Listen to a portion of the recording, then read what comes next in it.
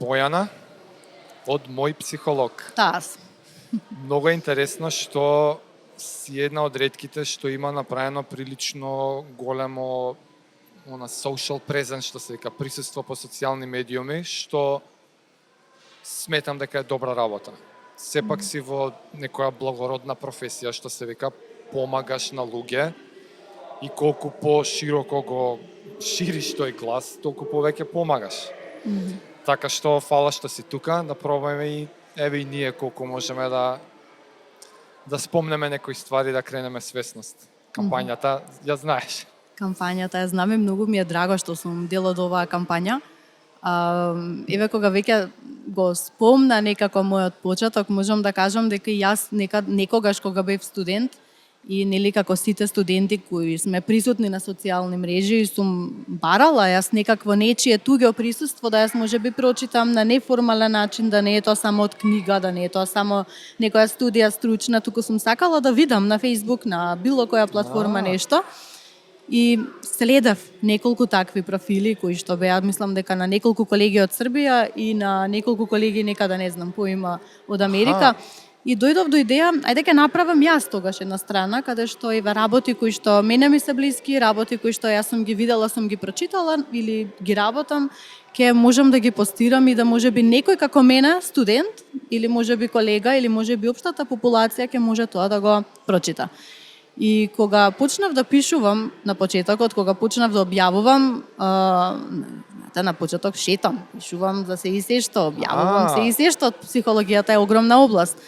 И некаде видов дека мене практично не ми коментираат, не ме прашуваат или не ме следат само мои колеги или студенти, како што јас првично имав идеја, туку тоа е многу општа популација кои што се интересираат, имаат некоја проблематика, имаат некој можеби доминантно прашање во моментот и гуглаат, гледаат, бараат одговор, прашање и така натаму. И практично така почна некада таа моја присутност на социјалните мрежи, затоа што видов дека е одличен и феноменален начин да се допре до што повеќе луѓе кои што можеби еве во моментот или некогаш ќе имаат некое прашање кое што е поврзано со она кое што мене ми текнало да го пишувам баш денес.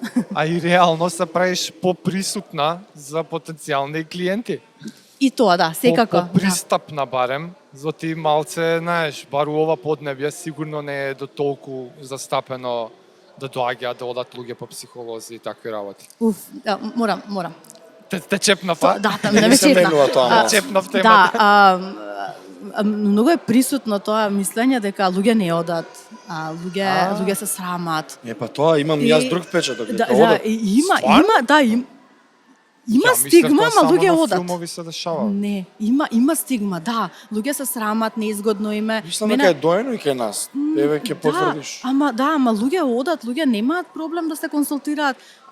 Баш еве неделава имав неколку први клиенти, да речеме, со кои што тек допрва почнувам да работам и тоа им е прва средба и сосема е нормално да они мене ми кажат, видете прв пат ми е, не знам што да очекувам, имам трема, имам возбуда, непријатно ми, тоа е сосема окей, сосема нормално. И мене ми било кога јас прв пат сум отишла на првата сесија. Ама од друга страна тоа мислам дека секаде се случува, не е само кај нас, тоа чувство на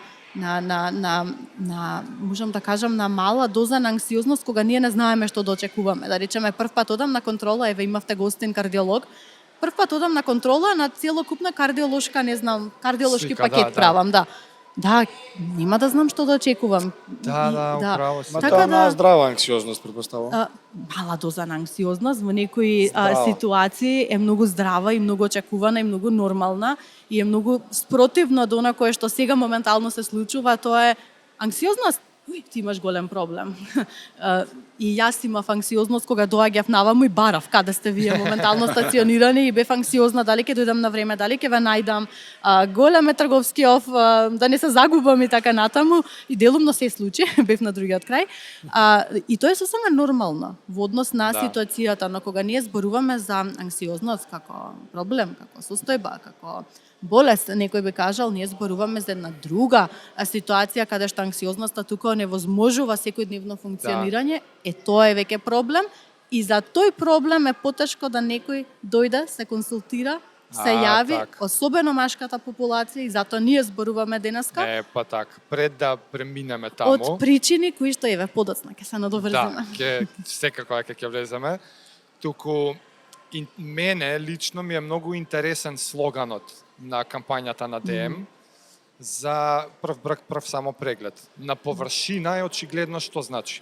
Што порано човек да почне да мисли на таа тема, дали е се во ред со него.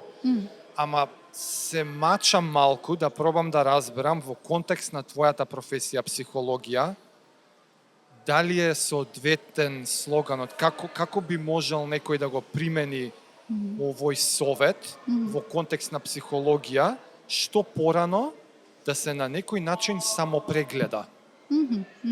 Има како тебе ти резонира во твојата професија овоа? Океј. И ви од аспект на мојата професија, и од аспект на некој кој што има машко дете, иако мало, еден ден тоа мало дете ќе порасна. И нели ќе треба кога ќе пушти прв брк да направи прв самопреглед од било кои аспекти. Ајде вака, сите ние се раѓаме, растеме, се развиваме и додека ние растеме и се развиваме се случуваат многу промени како на телесен план, така и на ментален план. Да речеме, еве, ако земеме едно дете, расте, па потоа ги совладува емоциите, учи за емоциите, учи како да ги изразува, како да ги комуницира, како да ги зборува, со кого може тоа да го искомуницира, на кој начин и така натаму. И да речеме, може би првите амбуланти за самопреглед, еве метафорички кажано, јас би кажала дека би биле па и нашите родители. Затоа што кога нас ни е тешко, јас никогаш нема да заборавам еднаш за оцена кога си имам исплачено толку силно, затоа што толку многу учев, ама една толку добра тројка и силна добив и за таа тројка ја памтам цел живот. Јас никогаш нема да заборавам мене во некое таму 5-6 деление, колку ми било мене тешко. Иако возрастен човек ќе каже, дете, собери се, тројка, ќе научиш, ќе ја поправиш. Тежината за мене била голема, исто како што и тежината, да речеме моментално за различни периоди од животот, ако ги земеме децата или тинеџерите, ќе биде многу поразлична од она која што за таа ситуација би била за нас. И јас тука би кажала, тука во голема улога влегуваат прва нашето семејство. Подоцна ќе се надоврзам и зошто во целата приказна тоа е исто така многу важно. И секако родителите, каде што јас доаѓам и викам, мамо, мене ми е тешко, јас сум изнервирана, јас сум разочарана.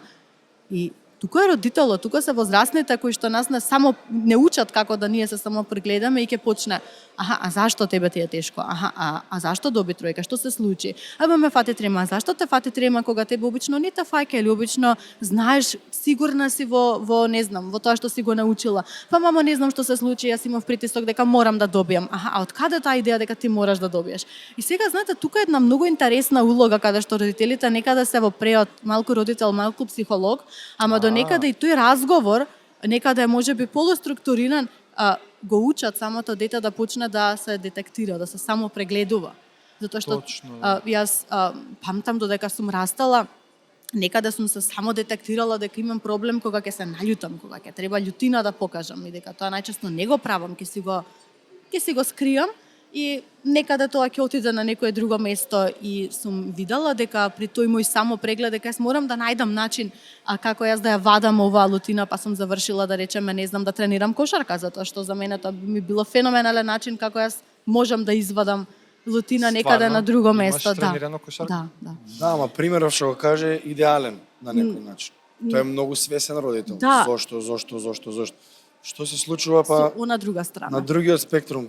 Кај несвесни родители, можеби семејства што не се толку, па ќе кажам, свесни за тие ситуации, можеби татко алкохоличар, неприсутни родители, има мајка, нема татко и така натаму.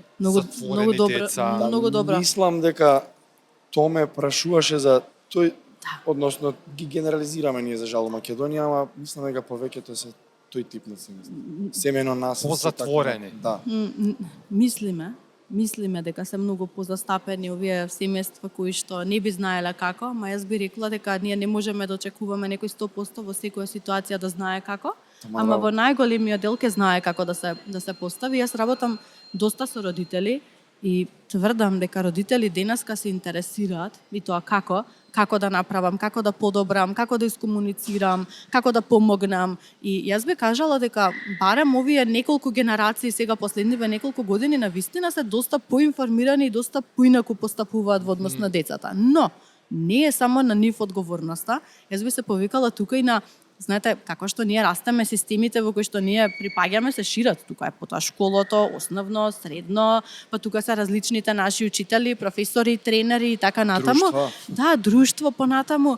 И знаете, сето тоа е можност да некој нас нешто ни каже, да ние научиме и да ние почнеме да направиме само преглед, односно оној момент на наша свесност, да ние си кажеме чекайте бре малку другари, ова кај мене не е баш вака како кај другиве. Чекайте бе, јас имам потешкоти, абе ова мене ми е проблем. Некогаш едно дете, да речеме дете, за мене дете и 10 години, и 15 и 7, ама еве да речеме, ако зборам вака општо, затоа што немаме баш многу време за се ова да го опфатиме, знаете, некогаш е тука наставникот, некогаш е тука професорот, некогаш се тука врсниците кои што ќе кажат еј брат, абе, знаеш дека ти многу претеруваш овакви ситуации, многу ги мислиш овие работи. Значи многу размислуваш, знаеш, треба малце да видиш. И сега тука кога збориме веќе нели за стигма до некаде околу ментално здравје, јас не можам да не ја спомнам таа стигма околу школските, училишните психолози, затоа што тука е таа нивна одговорност и нивна улога во овие моменти, каде што они ги гледаат децата, они комуницираат со наставниците и во идеален случај психолог училишен би требало да дојде во едно оделение, да закаже можеби состанок работен со колегата и да каже каква е оваа училна, што се случува во оваа училна, има ли можеби некое дете за кое што ти сметаш дека можеби на ризик во некоја ситуација, има ли булинг, нема ли булинг, има ли можеби дете кој што има повеќе трема, не зборува, не крева рака прво да каже. И подоцна од тука некаде да се тргне. Тоа би било идеална ситуација. Кај нас психолозите у школите се као бабароги. Тоа ќе каже Ќе психологот, никад не сум си взел. направил белја. Што прават уопште у школа? Еднаш у животот психологот ни влезе, имавме конфликт, што е. И толку. Као предавање. Као предавање. И научив тогаш што е конфликт и толку. Од твое искуство Ама мислиш научи. дека Ама корисно сакам да ама кај нас се дава као казна. Психолозите имам чувство дека немаат улога во школските психолози. Нели има директор, психолог, како и да се. не, психијатар, не. Во мое време Педагог, психолог, директор. И тие беа као бабарогите, ако идеш кај нив толку. Си зеднал работа. Знаеш, ова е многу една за мене тешка тема. Од оваа перспектива па се добрите. Од оваа причина сум одбрала да не одам во насока на училишна психологија, на педагошка психологија. Памтам кога дошло време пракса да бараме, кога сум одела по училишта, мене ми викале еве овде оди тропни, јас кога ќе тропнам, мене ми викаат ова јас сум педагог во суштина, ама работам како психолог. Не е исто. Тоа се две различни професии, не може да си стоматолог и кардиолог во исто време, иако сте вие доктори. Но од друга страна, и јас во мое време во училиштата, јас каде што сум учела, имало психолози кои што не знам ставале печат на слободни карти за ЈСП, за оние училишни билети и така натаму, собирале список за екскурзија, но не во сите училишта е така. Јас имам навистина познавам мои колеги кои што работат во училиште и навистина одлично ја вршат оваа работа и успеваат да помогнат на овој начин и да направат ваква комуникација со децата, како што ти кажуваш, дојде одржа едно предавање и јас научив еве барем што е конфликт и јас знам дека постојат места. Сега не би било окей да јас да ги набројувам.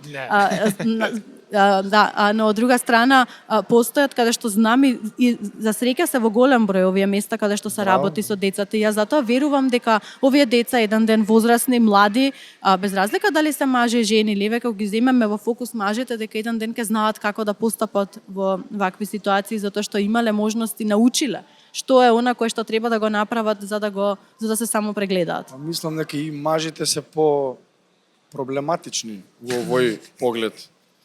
Што од тие тинеџерски луди години, што од оние моменти на дали ќе признае дека има проблем, дали ми се смеат и од тој аспект. Жените мислам дека повеќе разговараат за проблемите, мажите повеќе ги ќутат проблеми. Да, и тоа е многу интересно.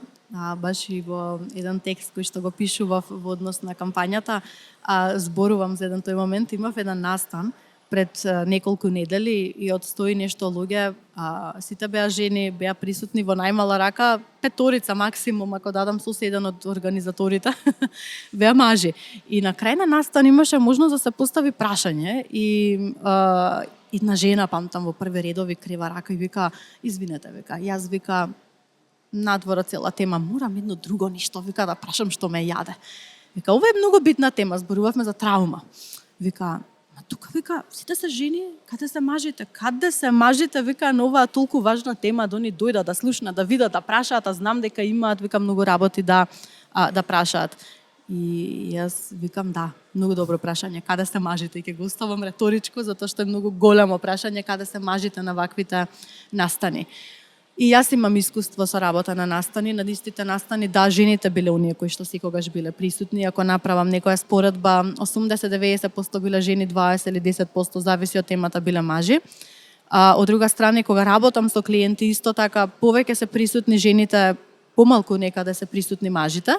И сега ние можеме да кажеме, да препишеме дека тоа е така заради нешто, ама не е толку едноставно. Јас ако кажам, еве дека одиме прво од едно поднебје, каде што некаде мажите имаат забрана да плачат, забрана да се пожалат, забрана да кажат дека им е тешко, затоа што нели менап, маж си, кјути си, како тоа, како ќе те доживуваат тебе. Јас дури неодамна имав една ситуација со син ми, влегуваме на кај дома и секако дете од 2,5 години плаче, сака да остане уште надвор. И една комшивка, веројатно од зградата, мене ми вика, на него му се обраќа, ау, срамота. Како вака машко дете волку да плаче? Срамота! Ау! Не ми текнува, да, некоја етикета, мислам дека како вака машко дете да се лигави или... И јас секако не сакам да влегувам во конфликт, не ми беше денот. Но од друга страна, сепак е тоа една повозрасна генерација, за која што верувам дека дала генерации на мажи, генерации кои што кога ќе им биде тешко, не плачат, затоа што нели машко не плаче, машко не се лигави, условно кажано, машко треба да издржи, машки да издржи, па дури кога мажи ќе бидат во партнерски релации, нели како тоа јас пред девојка ми да покажам, како тоа јас пред жена ми да покажам, јас сум оној кој што треба сега да води, да е силен. А од друга страна сосема е човечно да нас никогаш не заболи, да плачеме кога не боли, да едноставно не ни е окей денот, месецот, годината, а од друга страна па и менталните заболувања не бираат пол, за жал. Кога сме кај нив, сепак и општествена свесност малку да кренеме во твојата професија и пракса работна, кои се најчестите проблеми со кои што клиенти, пациенти, машки доаѓаат кај тебе? Има топ 3, јас би рекла. Супер. Топ 3, каде што најчесто тоа е анксиозност, панични напади, некаде тука се и преплетуваат, депресија, се некои можеби со кои што најчесто работам кога се во прашање мажи, и потоа, онако што можам да го надоврзам некако на сето тоа и го имам забележано како доста зачестено е прашањето околу самодовербата и сликата за себе која што ја имаат мажите, особено ако е поврзано физичка болест или можеби опаѓање губиток на коса, акни, еректилна дисфункција. Тоа се некои можеби моменти кои што и како влијаат на самодовербата на мажите, кои што подоцна се одлучуваат да поработат на тој проблем. И тоа се вака најчести теми, области. Има одредени возрастни категории кај што има поголем процент. Да. Кога им текнува да доаѓаат? Имам забележано дека тоа најчесто се мажи измеѓу 19 години. Ми била вака можеби имало исклучоци да е тоа 17-16 години, но 19 години некако околу 19-та, 20-та година до 35-та година ми се најчесто мажите со кои што... Нема постари, а? Има, не дека нема, но зборувам дека ова се тие вака најмногу со кои што јас работам, но секако дека имало и повозрастни. А има ли оние секоја честни исклучоци што доаѓаат за личен развој? Да, има. Да? Има. Браво. Има. Да? Па еве. И еве ќе кажам нешто кое што не го кажувам ова пристрасно, но како да го формулирам, а да не звучи реклама, затоа што не е реклама, е нешто кое што е мое лично видување. Во последниве неколку години интензивно има еден тренд, според мене позитивен тренд, на снимање на видеа, подкасти, мотивациони говорници, не само од Македонија, туку и од надвор. Мажите многу слушаат. Вие имате публика на мажи и еве јас неодамна исто имав снимано неколку подкасти каде што многу мажи кои што дошле се слушателите на тие подкасти и знаеле да кажат ја слушнав и ова резонираше со мене, ова мене ми отвори прашање, јас се одлучив, некако видов дека можеби нема да биде страшно, па ајде да пробам и сакам да работам, да. Така да јас би рекла дека ова е многу одличен канал и многу одлична можност за мажите да они видат, слушнат нешто што е различно, да они се поврзат, да нешто видат дали резонира со нив и да евентуално поработат на себе за во иднина, да можеби ако дојдат до некој проблем, да знаат како да се носат и како да се справат. Зашто самото работење на личен раст и развој на себе или на некој проблем не значи дека ти во иднина нема тоа да ти се појави, дека ако сега ти си сработел на анксиозност, дека ти нема да бидеш анксиозен воопшто. Не, туку тоа значи дека во иднина ако се јави, ти ќе знаеш да препознаеш можеби која е границата, кога мене повторно ќе ми е потребна професионална помош и поддршка, а од друга страна и како јас ќе знам како да хендлам, како да постапам, како да се справам со некои техники можеби, да, ќе се осеќам посигурен затоа што ќе знам како и нема да се исплашам, ќе знам што се случува. Затоа што на кое што сега можеби, не знам докторот дали пред мене го даде оној податок, јас барем ние меѓу себе колеги си ги викаме клиенти, пациенти, шеталици, шетачи.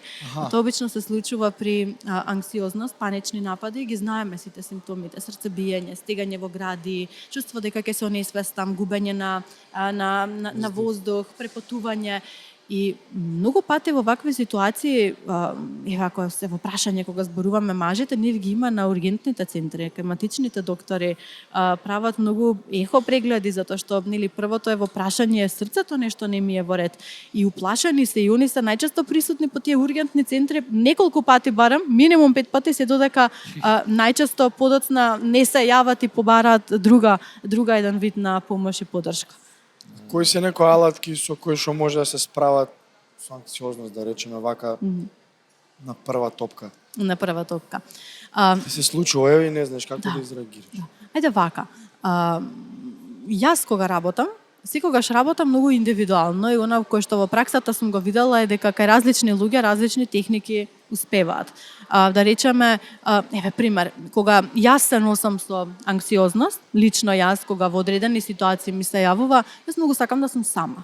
Јас сакам да бидам сама, да направам еден одмор од се што се случува, дали е тоа работа, дали се луѓе, и сакам да бидам сама. И никогаш се во прашање пола сат, никогаш е во прашање ден-два. И јас знам да си го побарам кога ќе детектирам дека сум анксиозна во однос на нешто. Јас се кажувам, луѓе, анксиозна сум поради ова, мене ми треба малку одмор. И тоа го знаат моите блиски. Но од друга страна има луѓе кои што кога се носат со анксиозност не сакаат да бидат сами. Јас ако го дадам како техника ова, направете дистанца за некого, тоа ќе биде само влошување на анксиозноста. И затоа јас кога работам со клиентите, прво гледам и обично прашувам што тебе природно ти доаѓа да правиш кога ти си анксиозен или вознемирен или кога е во прашање паничен, што првично ти доаѓа и што еве гледаш дека за тебе успева. И тука најчесто се многу различни техники, условно кажање, некаде техника дишење, пуштам музика и слушам, некогаш кажуваат исто, сакам да сум сам, некогаш викаат се јавувам на првата личност која што му ќе ми крене и сакам да зборувам за нешто или сакам да раскажам што ми се случило, па штом ќе раскажам, мене ќе ми помине. Да излезе ситуацијата. Да. Некој вика зимам торба за тератана, одам во тератана, некој вика облакам патики, одам да трчам. Ама човек што не ќе да трча, и не му кажем ова ќе ти помогне, он уште толку ќе се чувствува безпомошно, еве мене ова ќе ми помогне, јас ни тоа не можам или не сакам да го правам. Така да тргнувам од идеја дека секој си го бара она нешто. Но на кое што имам забележано дека помага кај сите. И тоа е некаде, можеби потоа одиме во подгрупи да најдеме што е она кое што е за тебе корисно. А тоа е воздух.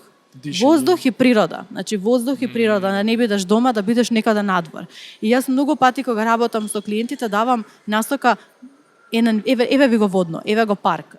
Одете некаде позади зграда, можеби има некој мал парк. Прошетајте, седате во природа. Одете некаде надвор од градот, одете на воздух, барем еднаш неделно доколку се има можност. Многу пати како тука се надоврзува и физичка активност, ама и не мора да биде. И можеби едни од носечките, први столбови нели при грижата на себе е нашето физичко здравје.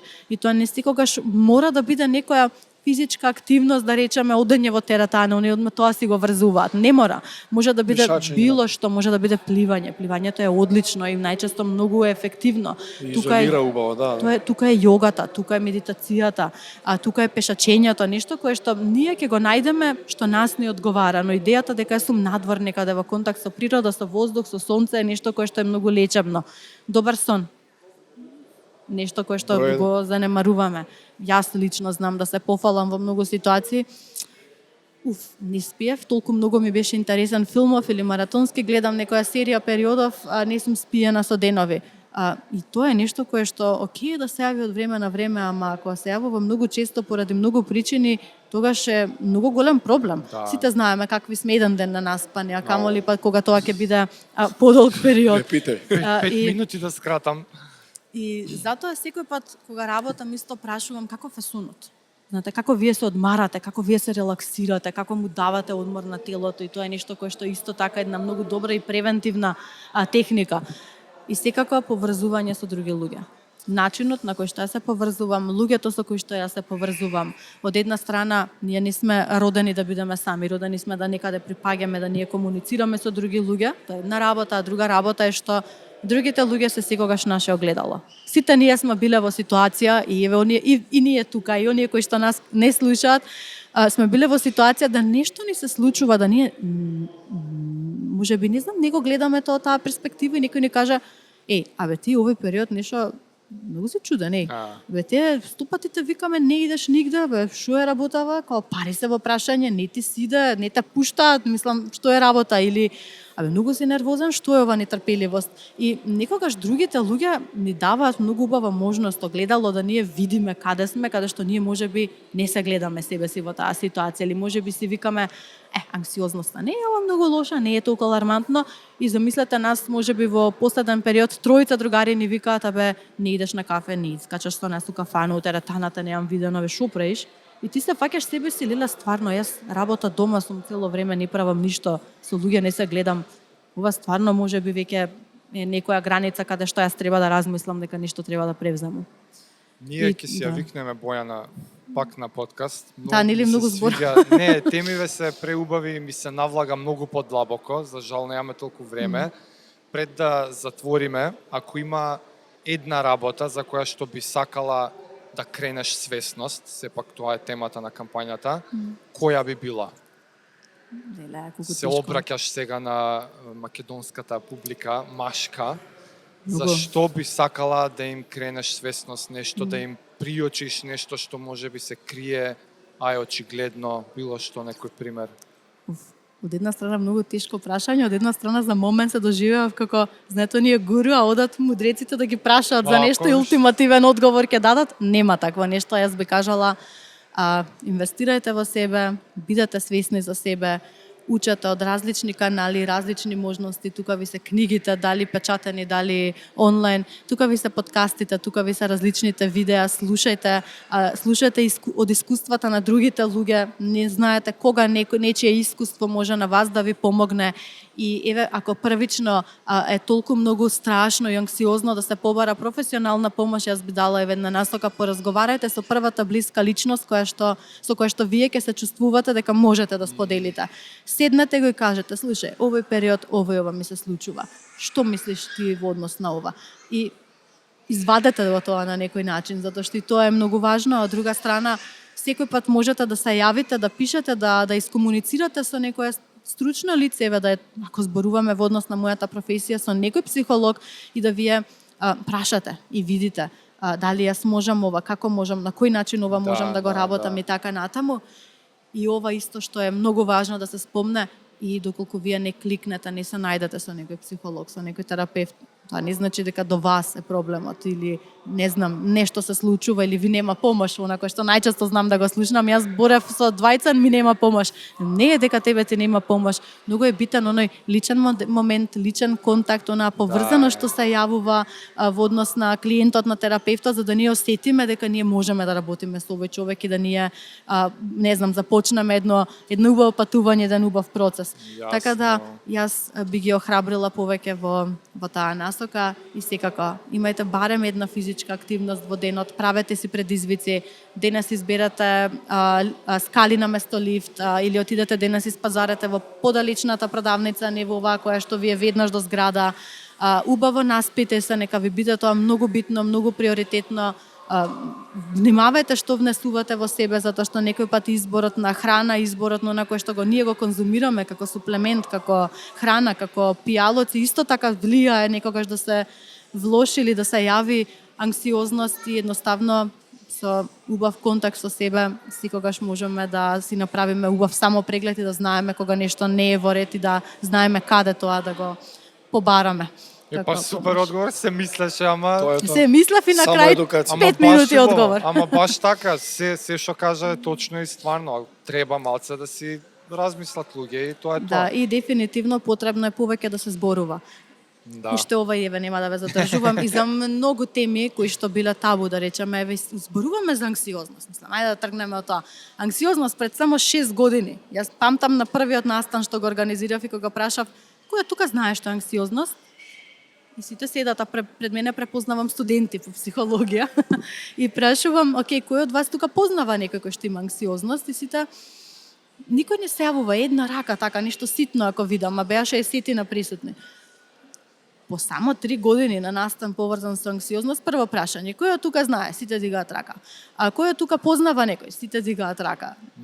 Односно, ако повеќе се зборува, луѓето стануваат повеќе свесни и до некој начин се нормализира. Не се нормализира самата појава, туку се нормализира дека ова е појава, ова е се јавува, ова е реално, ова е опипливо, може мене да ми се случи, може на него, може на тебе.